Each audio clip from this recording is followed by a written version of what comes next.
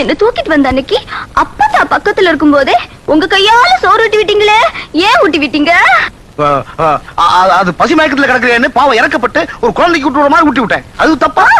இன்னொரு நாள் ஏதோ தெரிஞ்சு தெரியாம அறிஞ்சு அறியாம அப்படி ஒரு மீனை பொரிச்சு வச்சேன்.